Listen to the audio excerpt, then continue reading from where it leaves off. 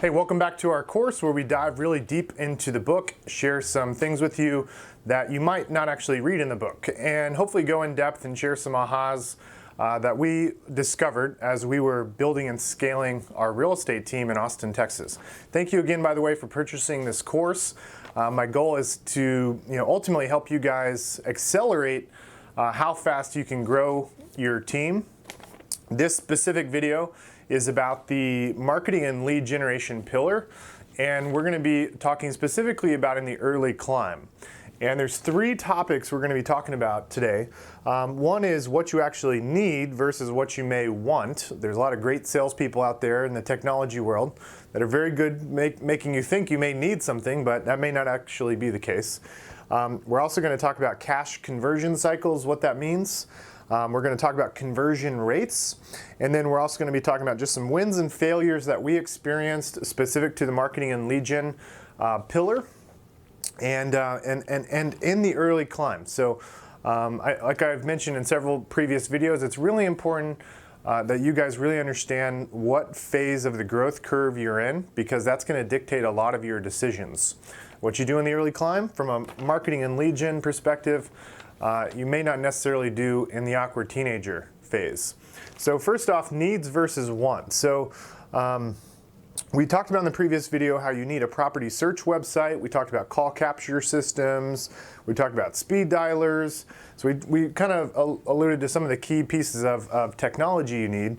And I want to talk about, this kind of dovetails into what we were saying yesterday in terms of needs. That property search site, ideally, the vendor you use can help you run your Facebook campaigns and your Google AdWords campaigns. For anybody that's watching this video and you might be thinking about search engine optimization, I would really consider that a want. So if you invest in search engine optimization, your cash conversion cycle, which we'll talk about in a minute, is really long.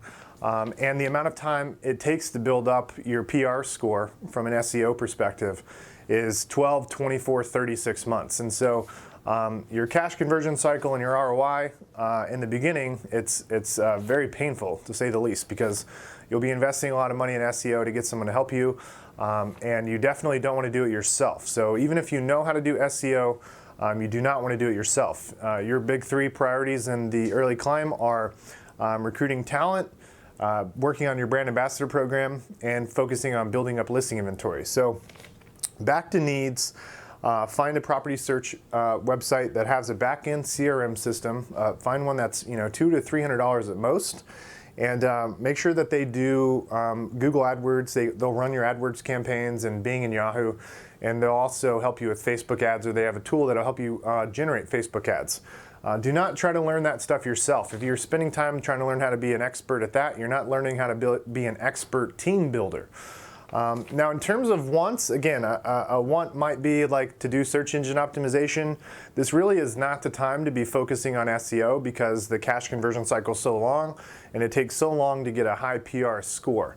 So you need to get, you need to immediately be generating leads to recruit agents and help them have success and have potential opportunities in front of them. So some other things on the want side, specific to marketing and lead gen that you might be thinking of, maybe like direct mail. Direct mail does work, but I'm going to share with you guys a huge failure from a direct mail, and I'll tell that story to you in a little bit. But direct mail, for example, is really a want. You do not need to be focusing on direct mail in the early climb of building your business. The cash conversion cycle is really long, and there are other places to build up your listing inventory that are that cost a lot less money. As I mentioned in previous videos, cash is a very sacred resource. And I think everybody can relate to this. There's times when you have like an amazing month and your bank account's really fat and you think you can invest in testing something new out, but you've got to be really disciplined and try not to go chase a new shiny object. Stay disciplined to some of these core lead generation strategies in the early climb. It'll help you build up your cash better, because once you actually get into the awkward teenager stage, which we're going to talk about in a later video, the lead generation stuff you start doing is very expensive, and you need to have a nice cushion of cash available to implement these lead generation strategies in the awkward teenager stage. And if you burn all your cash while you're in the early climb, it's going to prevent you from getting out of the awkward teenager stage faster. So one other need verse one I want to share with you guys is there's a lot of recently there's been a lot of AI tools out there. So they help you make sure that you're following up with leads quickly. One, for example, is Structurally. They're kind of new to the game. Another one's called Agent Legend. And so what they do is they actually start texting a consumer automatically when the lead comes in. And it's actually a really cool tool. But the thing is like when you're in the early climb, the whole purpose of the early climb is to be developing your talent bench and improving the skills of your agents. So when you get to a certain size and you want to have kind of like a backstop to make sure you're not, your agents aren't dropping the ball. Like for example, if you have like way more leads than your agents can handle and you're in the awkward teenager stage, for example, when things are just pure chaos, that may be a time when you could actually implement an AI tool like Structurally. But for the time being, it's just a want. It's not a need. You should have, basically one agent per 30 leads you have coming in from online lead gen. And unless for some reason you've got hundreds of leads and you only have one salesperson, I might consider the AI bot. But truthfully, I hope you would use that as a motivating factor to go out and recruit more agents to work those leads. So there's three key phases of developing an agent from a skills perspective. And Brad and I go really deep into this in our leadership and scaling course. It's a 90-day thing we do with people live via Facebook. I don't have time to go through that now, but in the early climb, you need to be focusing on the lowest cost per leads. So it's really important you focus on things like Facebook ads and Google AdWords. Spending money on Realtor.com and Zillow, that's a want. So the cost per lead on Zillow and Realtor is very expensive. The quality of the lead from these third-party portal websites is substantially higher. So, for example, from a conversion rate perspective, Facebook on average is going to convert about 1%. And the cash conversion cycle is between 6 and 12 months. So if you invest $1 today, it's going to be 6 to 12 months before you get that dollar back and make a profit. So anyways, back to needs verse wants. Focus on the low cost per lead sources, which are Facebook, and that's again 1% conversion rate. Google AdWords traditionally is about 2%, a 2% conversion rate. Again, that's over the course of 6 to 12 months. Those third-party portal leads are going to be converting at 3 to 4%.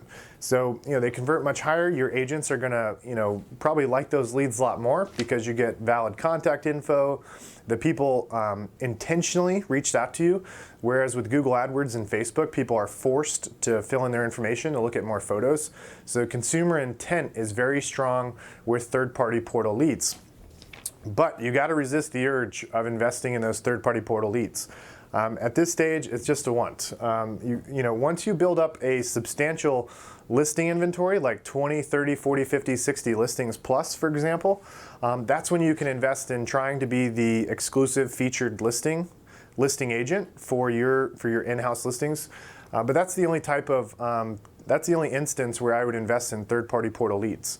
This video was recorded January of 2019, and so third-party portal leads have changed immensely just over the last 24 months. So the cost per lead, for example, on Zillow and Realtor.com, Zillow specifically, I remember in 2016, Zillow, the cost per lead in Austin, Texas was roughly about a low of $40 up to about $80 per lead, and that cost has since gone up 300%. And that basically crushes your profitability, like paying that high of a cost per lead. So Realtor.com is a little bit cheaper, but sometimes you're competing with other agents on it, and from a speed to lead perspective, the consumer is going to get hit 3 times, and it's a roll of the dice if your agent's going to call them the fastest. And when you've got a small team in the early climb, sometimes you don't have enough people to cover phone shift. And that was actually one of our biggest failures. Was we actually started investing in generating a lot of leads, more than we could actually we could handle. So we were generating, I mean, probably 50, 60, 70 leads per agent, and we didn't have enough agents to cover all the phone shifts, and our speed to lead was just horrendous. So back to needs. So I really encourage you to focus on the lowest cost per lead.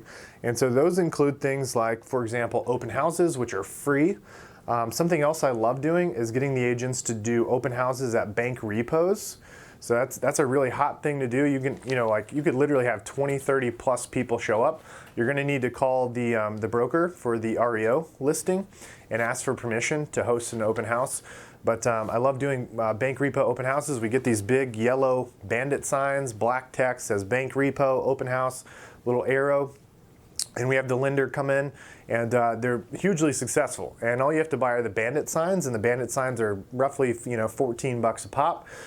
We get about 30 of them, so we spend a couple $100s on bandit signs, but your cost per lead is, I mean, pennies after you do several of them compared to things like Google AdWords, Facebook, or Realtor.com, and you're meeting with people face to face, so your conversion rates are going to be much higher. So open houses for sure, I love those. That's a need. Just traditional open houses are great also. They have the highest conversion rates, open houses.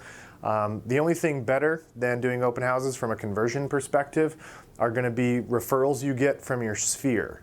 And so, something interesting is as the conversion rates go up, your income, as you focus specifically on those things, can go potentially down.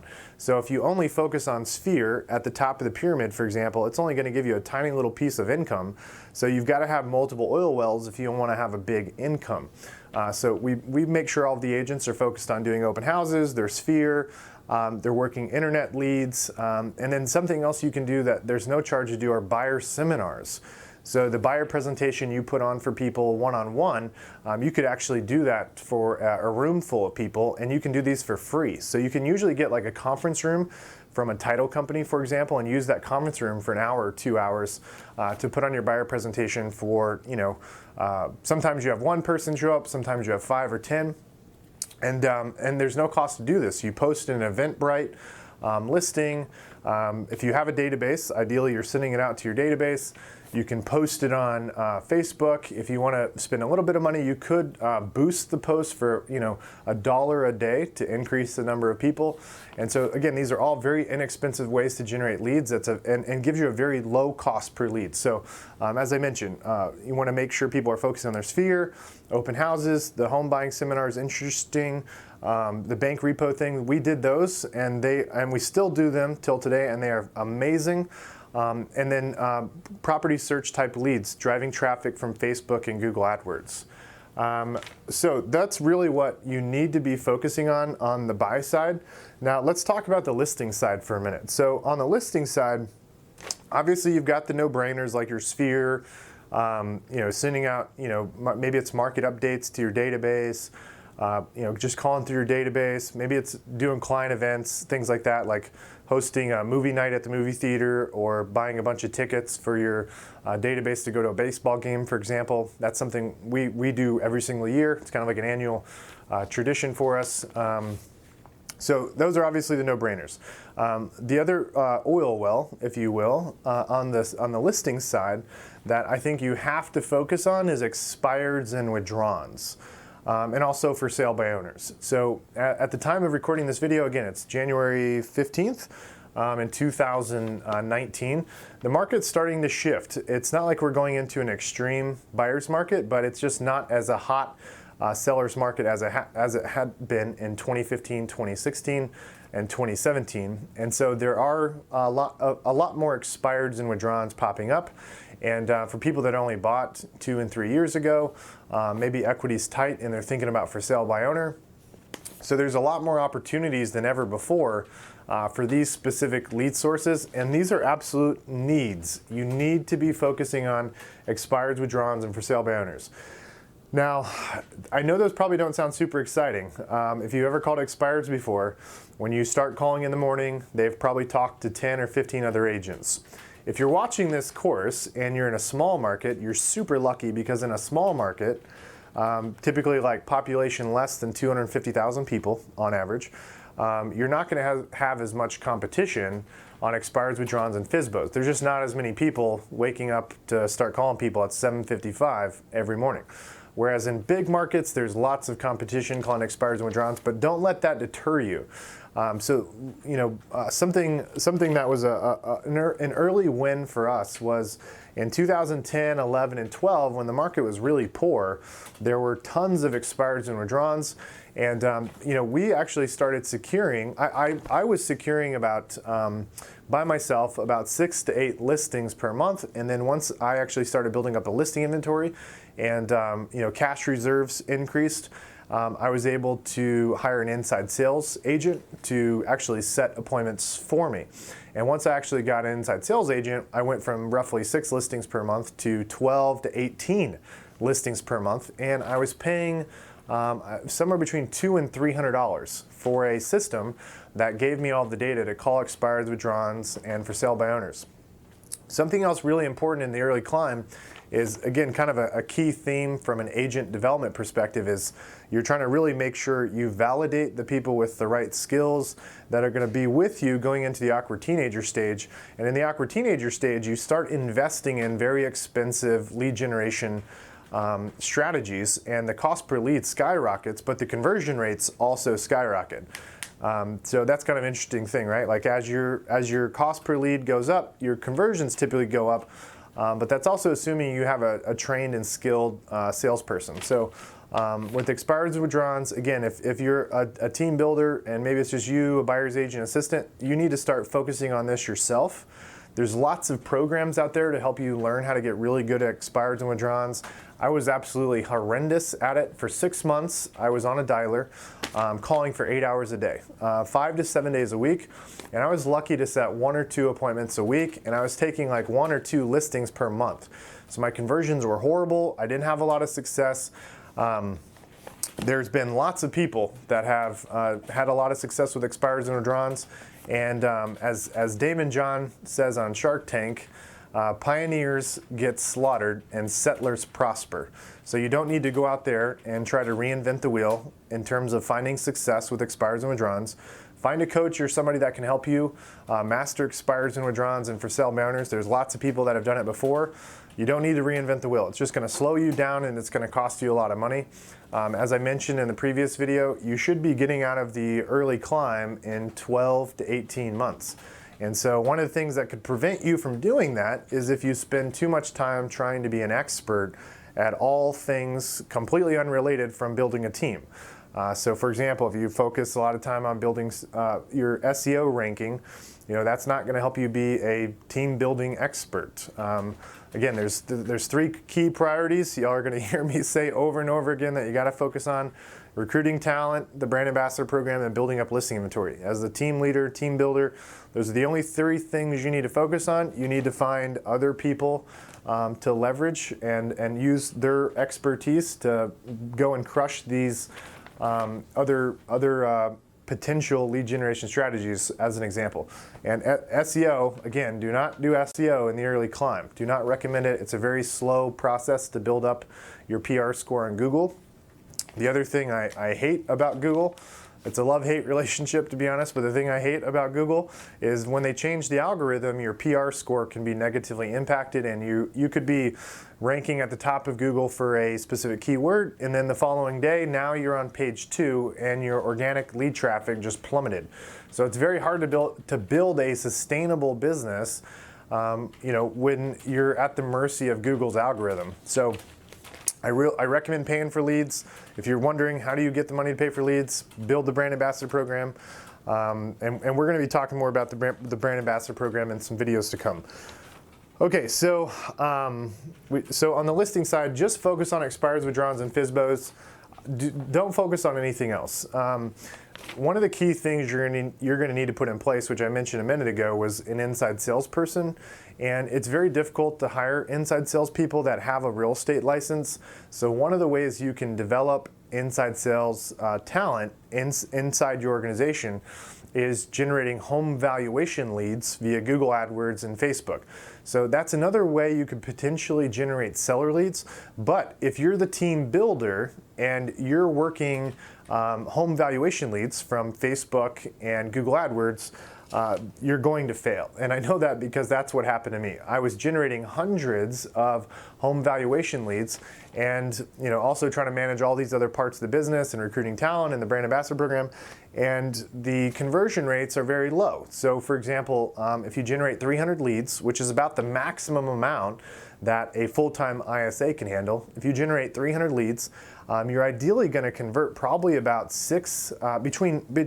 Worst case scenario, you're gonna close somewhere between 4 and 6, maybe up to 8 in the peak season.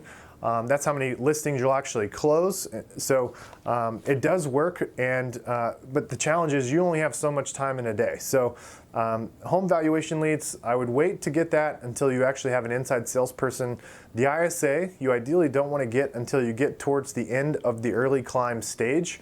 After you've got some salespeople on your team, buyer agents that are starting to have some success, and ideally, hopefully you found a buyer agent team leader. That's another key hinge to get out of the early climb is you got to find a buyer agent team leader. And so that's what I would consider a want. Home valuation leads, that may be a want, but it's not a need. The need is expireds, withdrawns, FSBOs, your database. I also would not do circle prospecting. That's a very hot topic right now, to do circle prospecting, and you have to dial just a crazy number of homes, and the conversion rates are very low, and the conversion cycle is very long, typically 12 to 18 months. So I would do circle prospecting actually at a later stage in the business when maybe you have an inside sales team lead in place. And as you're watching this video, you might think that's counterintuitive because a lot of people, here I am telling you, focus on low-cost leads, and circle prospecting is obviously that's a very cheap lead source. But the challenge is the conversion cycle is really, really long. So in terms of cash conversion cycles, as you invest time into generating leads via circle prospecting, it's going to be a long time before you actually get a closing. And so again, we're trying to, as I've mentioned in previous videos, the word scaling, it's about doing the right things in the right order. And there's a lot of people throwing out this idea of doing circle prospecting. And I'm not saying it doesn't work. It's very effective, but it's got a very long conversion cycle. And there are other lead sources like expireds, withdrawns, and for sale by owners that convert really fast. That's hopefully now you kind of understand some basics from a needs and wants perspective specific to the early climb and the marketing and lead gen pillar. Regarding cash conversion cycles, so expires and withdrawns have the fastest. Expires and withdrawns are going to convert on average, best case 3 months up to 6 months. Like literally you go on that appointment, that expired listing, and typically they're raising their hand, like they need to get their house sold. If they're meeting with you and interviewing you for a job, like they're raising their hand, they need to sell their home. So there's a huge motivation there. It's much different than a buyer, right? Like a buyer, it's more of a want than a need. Typically the reason people sell is because they have like a real need, like job relocation, or maybe it's an estate sale, or there's a divorce going on, or some health issues or financial issues, like there's real needs. So your cash conversion cycles, 3 to 6 months with expires and withdrawns. Some of the systems we mentioned in the book are Vulcan 7, there's also RedX and LandVoice. The Cadillac is Vulcan 7, it's also the most expensive, but they provide great data. It's the one we're actually actively using right now.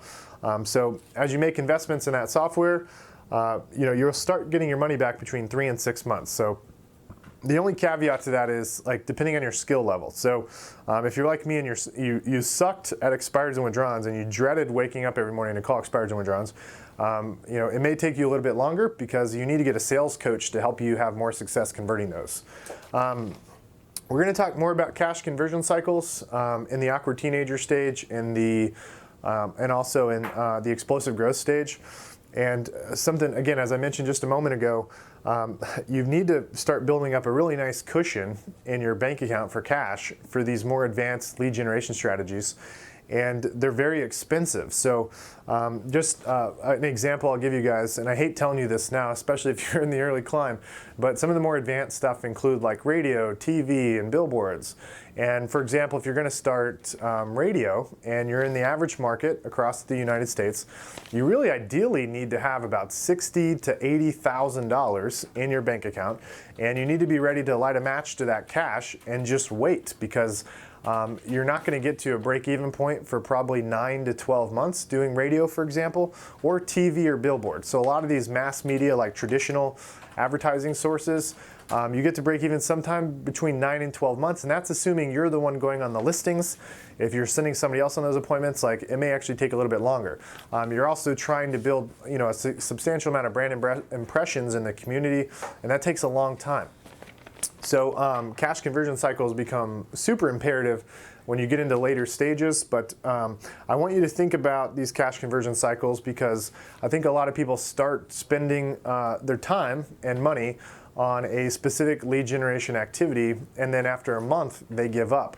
And if they had just stuck to it another 2 months, for example, they would have actually start building some momentum from a revenue perspective, and also they would have developed their skills. So imagine if you become an expert at expireds and withdrawns, where you're competing with tons of listing agents.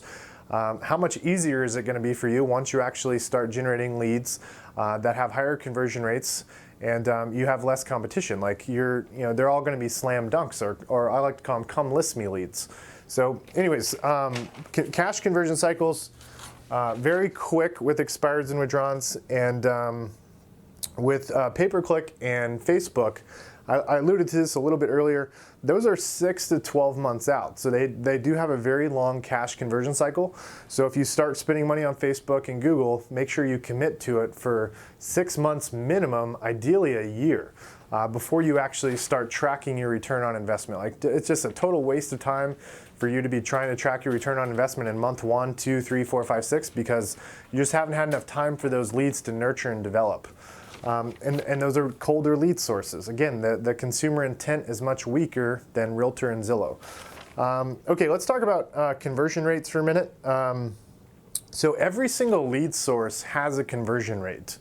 And so I know this because we've literally spent millions and millions and millions of dollars on lead generation. And everybody asks me, does this lead generation thing work? Does this work? Does this work? The thing is, they all work with consistency, but you just have to make sure you dial in your cost per lead, what you're paying out your agents, and make sure you're getting a favorable return on investment, and be very conscious of those conversion rates. So, for example, if you only generated 10 leads per month via Facebook or Google, you could be waiting 6 months to close one deal, and that would be incredibly demoralizing to wait that long. So ideally, you're getting 50 to 100 leads per month, and then by month 6, you should start closing one deal per month. But if you follow my advice, you build up your brand ambassador program. Ideally, you're getting about $5,000 to $10,000 per month into your marketing kitty, and you're able to generate hundreds and hundreds of leads, and you can quickly start getting to 10 to 15 closings per month. Okay, so in terms of wins and failures, we share this in the book, but we did a direct mail campaign, and I knew direct mail took a long time, but at the time I was, if I'm being transparent, a little too ambitious. I wanted to basically take over every single neighborhood in Austin, Texas, and farm every single neighborhood in the entire city. And so I was sending out 250,000 postcards per month. Just to provide some context, there's a total of 400,000 households in Austin, and so I was sending out 250,000 postcards per month. And I sent out postcards every single week. So I did it for 8 weeks in a row, and then I slowly scaled it back to sending out postcards every other week, and then monthly. And by month 6, I had already spent several $100,000 for this direct mail campaign, and I'd only taken a couple listings. So, I pulled the cord, and I stopped doing it on. I stopped spending money on direct mail, and as I'm telling you guys, be very sacred of your cash, And when you start building up your balance sheet and you've got a nice cash cushion, in your mind you may feel like you're in a really good place. But if you don't understand the cash conversion cycle, for example, with direct mail, and direct mail has an extremely long cash conversion cycle, which is why you should definitely not do it in the early climb. Another huge win, as I mentioned, was the bank repo open houses. We love doing those.